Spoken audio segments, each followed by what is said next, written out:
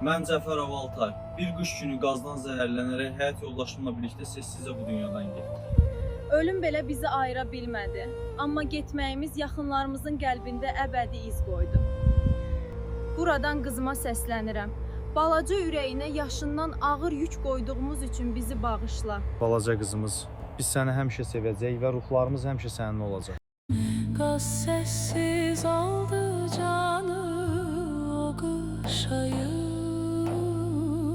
Yan yana yatan iki həyat yoldaşı.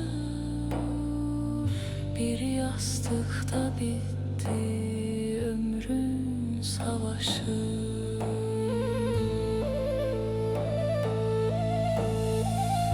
Bir gece yettik cana, bir kız kaldı bu dünyaya. 3 yaşında öğrendi derdi,